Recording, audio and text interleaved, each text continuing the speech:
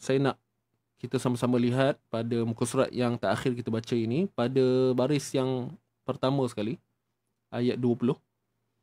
Alam nakhluqukum min ma'im mahin. Okey, jadi kat sini tuan-puan, apa yang saya nak maklumkan kepada anda, di sini terdapat dua wajah bacaan. Kita boleh baca dengan dua wajah bacaan. Yang pertama, kita baca secara idgham kamil. Idgham kamil. Okey. Dan yang kedua, kita boleh baca secara idgham naqis. Baik, apa itu idgham kamil, apa itu idgham naqis? Baik, saya akan berikan pencerahan secara ringkas. Begini ya. Pertama, di sini terdapat satu hukum yang dinamakan idgham mutaqarribain. Idgham mutaqarribain. Okey, idgham ini berlaku disebabkan huruf yang pertama mati dan huruf kedua hidup. Dan bukan hanya dinilai begitu sahaja. Bukannya asal nampak huruf pertama mati, huruf kedua hidup akan berlaku idgham. Bukan semua keadaan. Okey, akan berlaku pada sebahagian tempat lah. Dan ada syarat-syarat dia. Jadi seperti kalimah kita lihat sekarang ni, qaf mati, okey, dan selepasnya dia jumpa dengan huruf kaf yang hidup. Qaf mati jumpa dengan kaf hidup. Dan hubung kait antara huruf qaf dengan kaf ni adalah taqarrub, iaitu makhraj yang hampir. Makhraj yang hampir, kedudukan makhraj yang hampir. Maknanya gini, huruf qaf ni makhrajnya pangkal lidah, okey, yang dinaikkan ke langit lembut dan hampir ke bahagian anak tekak. Manakala huruf kaf, pangkal lidah yang naik juga ke langit tetapi lebih menghampiri kepada bahagian tengah. Boleh faham kot ya? Ini siapa yang pernah belajar makhraj huruf, asal makhraj huruf, insya-Allah boleh faham lah. Kepada yang belum jelas lagi, mungkin tak apa, dengar je dulu kan. Dengar je dulu. Nanti insya-Allah kefahaman tu akan sampai. Apapun dia berbalik kepada kedudukan makhraj itulah. Saya ulang sekali lagi, huruf qaf makhrajnya hampir dengan huruf kaf. Jadi sebab itulah idgham ni tadi dinamakan idgham mutaqarribain. Idgham ni masuk. Okey, apa yang nak masuk? Masukkan huruf qaf ke dalam huruf kaf.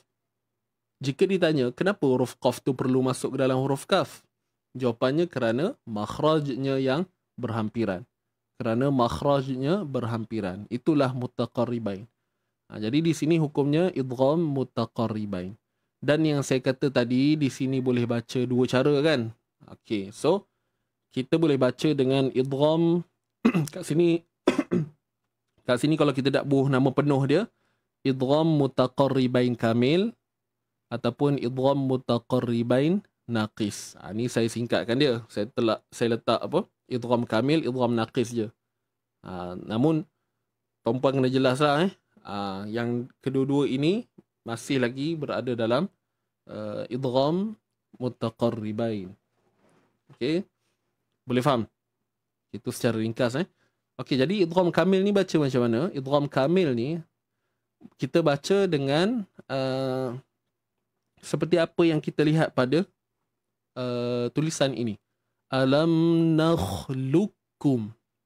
Yang mana kita baca daripada lam ni terus pada huruf kaf yang bersabdu. Alam nakhluqukum. Nipis je kaf tu. Nakhluqukum. Lukum. Maknanya bunyi qaf tu dah tak ada. Okey. Makhraj serta sifat bagi qaf tu dia akan lenyap. Dan lenyap tu bukan sebab apa? Sebab dia dah masuk secara total ke dalam huruf kaf. Sebab tu kita tak dengar dah bunyi huruf qaf tu. Ya. Alam nakhluqukum. Tu je. Ini wajah yang pertama, tuan-tuan dan puan. Okay, wajah yang pertama. Dan kita boleh baca dengan idgham naqis. Ini wajah yang kedua. Macam mana idgham naqis? Okey, sebelum tu kita kena faham dulu naqis ni apa. Naqis ni lawan kepada kamil lah. Tadi saya tak sebut kan kamil tu apa. Kamil ni adalah idgham ataupun proses masuk yang kamil, yang sempurna. Kamil ni maksudnya sempurna. Sebab itulah pada kaf tu kita lihat ia bersabdu. Jadi proses masuk tu nakhluqukum, dia sempurna. Masuk tu secara sempurna. Boleh faham kan? Idgham kamil. Jadi untuk naqis ni pula lawan kepada kamil, iaitu tidak sempurna. Okey, maknanya proses idgham ataupun proses masuk ni tadi akan dilaksanakan dalam keadaan tidak sempurna. Bagaimana? Lenyap makhraj qaf tetapi kekal sifat qaf. Lenyap makhraj, okey. Kalau kita pergi pada praktikal terus macam ni. Alam nakhluq. Sepatutnya qaf ini dibaca dengan adanya qalqalah kan. Kalau kita matikan qaf ni. Alam nakhluq. Alam nakhluq. Alam nakhluq. Luq. Kita akan baca dengan lantunan, betul tak? Dengan qalqalah. Tapi kat sini tuan-puan, kita nak kena baca macam mana? Kita baca sama je, cuma kita lenyapkan sifat qalqalah. Contoh kalau ada qalqalah begini. Alam nakhluq. Okay, sekarang ni kita baca bunyi yang sama, cuma buang qalqalah. Alam nakhluq. Maknanya feeling kita menyebut huruf tu masih lagi perasaan kita menyebut huruf qaf, bukan kaf. Boleh faham kan?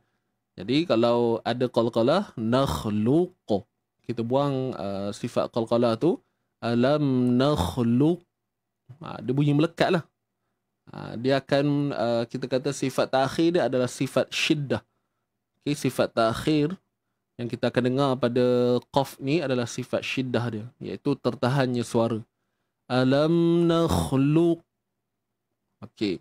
Daripada situ selesai sahaja bunyi qaf. Alam nakhluqkum. Terus kita menyebut huruf kaf yang berbaris hadapan pula. Itu je cara dia. Alam nakhluqkum. Maknanya kita last finishing kita pada qaf tadi sampai tertahan suara. Nakhluq. Habis je yang tu, terus kita sebut huruf kaf yang nipis. Kum. K kan, huruf K. K-U-M. Nakhluqkum. So perasaan kita ketika menyebut qaf masih lagi dengan sifat yang tebal. Kemudian kita kena pastikan kita rasa perasaan bahawa kita menyebut kaf tu dalam keadaan yang nipis. Kita kena rasa lah, benda ni tuan-puan kena rasa sendiri. Tu saya sebut tentang perasaan tu, sampai tuan-puan rasa qaf tu ada sifat tebal dia dan kaf ada sifat nipis dia. Cuma qalqalah je tidak ada. Okey. Jadi qaf ni tidak akan dibaca dengan qalqalah, kerana qalqalah tidak akan berlaku ketika idgham. Okey. Satu perkara yang anda kena tahu, qalqalah dia tak boleh berlaku ketika adanya idgham. Macam sekarang ni ada idgham kan? Ada hukum idgham. Jadi qalqalah tidak mungkin berlaku, tidak akan berlaku. Okey, dia adalah perkara yang berlawanan lah. Tak akan berlaku. Idgham dengan qalqalah dia tak akan berlaku sekali. Itu tuan-puan kena faham ni. Baik, jadi saya ulang sekali lagi. Wajah yang pertama idgham kamil. Alam nakhluqkum. Ini senang je. Terus pada kaf bersabdu tu. Lukum. Untuk wajah yang kedua, kita baca dengan idgham naqis, iaitu dengan mengekalkan sifat isti'la pada qaf. Sifat tebal pada qaf tu kekalkan.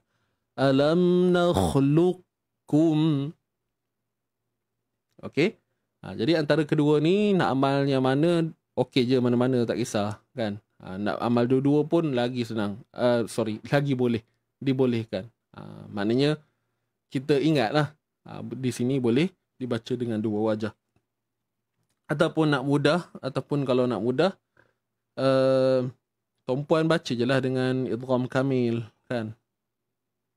Alam nakhluqkum. Baca yang kaf bersabdu tu macam biasa. Senang kan? Lebih mudah lah saya rasa. Kita baca seperti mana yang ditulis. Itu saja, wallahu alam. Saya harap anda jelas. Mudah kan mengaji? Easy ngaji.